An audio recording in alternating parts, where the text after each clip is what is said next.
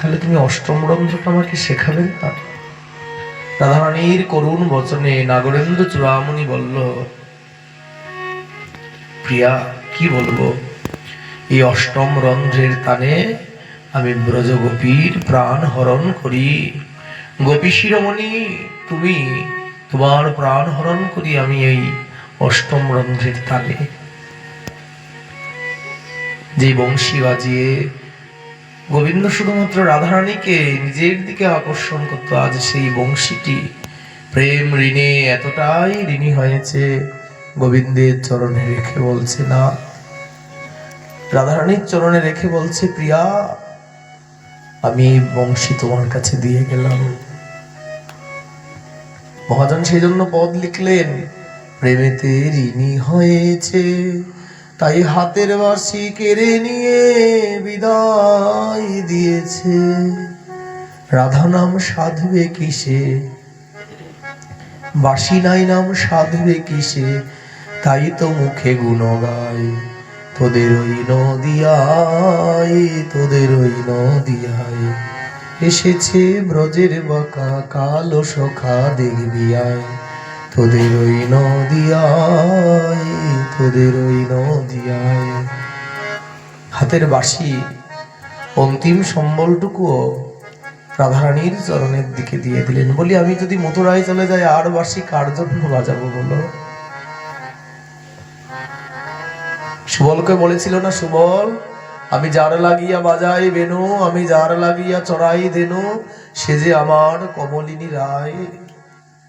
ও সুবল, তোর প্রাণে যদি মায়া থাকে আমার রাধা এনে দে আমাকে, আমার তাপিত প্রাণ শীতল করব দেখি আমার রায়।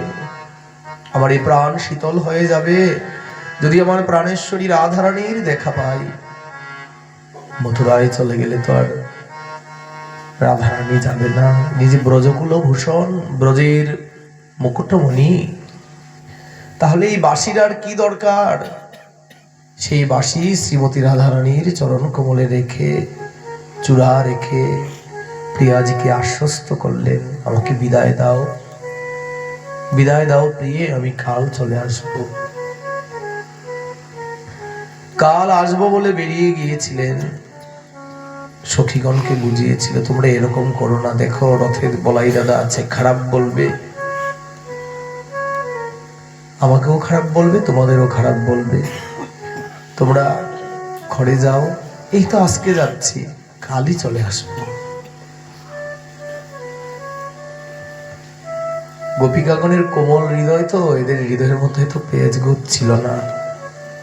মাধব কিন্তু জানেন আমি এই যে যাচ্ছি আর আসবো না, তাদেরকে এক প্রকার মিথ্যা ভাষণ দিয়ে গেলেন, আমি কাল আসবো। অক্রূরের রথে চড়ে নাগরেন্দ্র চূড়ামণি চলে গেলেন মথুরায়। ব্রজগোপীগণ দিন গণলেন।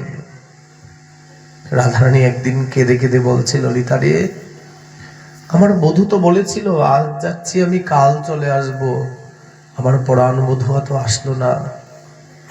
মনে হচ্ছে কি সখী জানিস, ওই মথুরায় বুঝি হয় চির দিবা, বলি তাইতে বধূ আমার এলো না গো, মথুরায় বুঝি হয় চির দিবা। মনে হয় সখী ওই মথুরার গগনে বোধহয় সূর্য যে উঠেছে আর অস্ত যায়নি, কারণ আমার পরাণ বধূর কোনো কথার তো কোনোদিন বিচ্যুতি হয় না, উনি যা বলে তাই করে।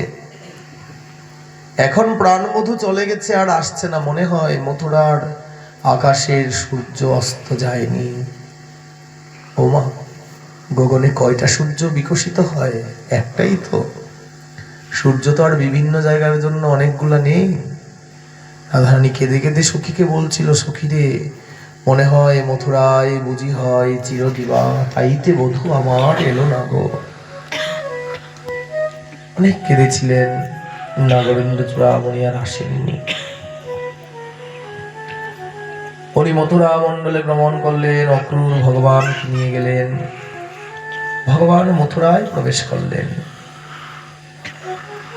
মথুরায় প্রবেশ করে উনি কুব্জার প্রতি কৃপা করলেন।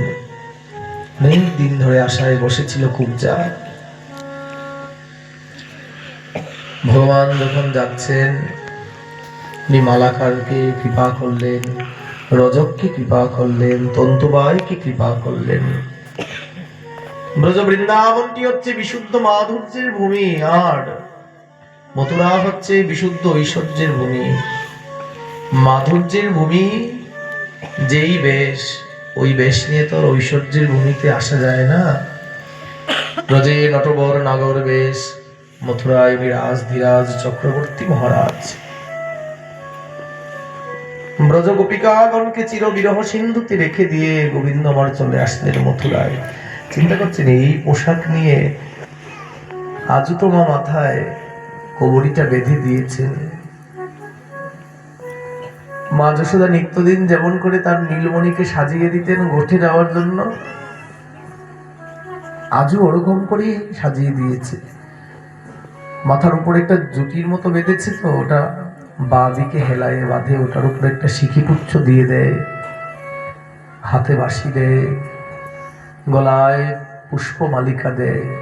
যতদিন আমার গোবিন্দ ব্রজ বৃন্দাবনে ছিল না, সেলাই করা কোনো বস্ত্র পরেনি, পাঞ্জাবি পায়জামা কোনোদিন পরেনি। ধুতি পরতেন, পীতবসন আর উত্তরীয় ধারণ করতেন। মা এমন করে আমার গোবিন্দকে সাজিয়ে দিতেন। আজ সেই বেশেই উনি মথুরায় যাচ্ছেন। গিয়ে চিন্তা করলো, এই বেশ তো আমার বৃন্দাবনের ভূষণ, এ নিয়ে তো মথুরায় থাকা যাবে না। এখন করলো কি, একজন তন্তুবায়ের কাছে গিয়েছিল, ওখান থেকে বস্ত্র নিলেন। ওখান থেকে বস্ত্র নেওয়ার পর খুব সুন্দর পোশাক পরেছে। মালাকারের কাছে গেলেন, একটি মালাও নিলেন। এই প্রসঙ্গ হলো এত বৃহৎ, 1-1.5 ঘন্টা তন্তুবায়ের কথা, রজকবোধের কথা, মালাকারের কথা আলোচনা করলেও শেষ হবে না। কিন্তু আমাদের সংক্ষেপেই বলে যেতে হবে, এখনো অনেক বাকি রয়েছে। শেষ পর্যন্ত কুব্জার কাছে আসলেন। কুব্জা চন্দন নিয়ে কংসকে পড়াতে যাচ্ছিল।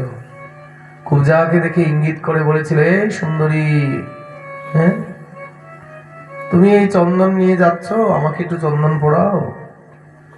কুব্জাকে যখন সুন্দরী বলল, কুব্জার মনে খুব দুঃখ হলো। কুব্জা তাকিয়ে বলছে, দেখে তো মনে হচ্ছে খুব সুপুরুষ, তুমি কোনো সামান্য নও, অসামান্য মনে হচ্ছে তোমাকে দেখে। আচ্ছা, একটা প্রশ্ন করি, উত্তর দেবে? এই জগতে কেউ কুরূপা হয়ে জন্ম নিতে চায়? কেউ চায় আমার গায়ের রংটা কালো হোক, আমি হ্যাংলা পাতলা হই, আমাকে দেখতে মা কালীর মতো লাগুক? কেউ তো এরকম চায় না। কিন্তু বিধি যাকে যেমন করে বানিয়ে দেয়,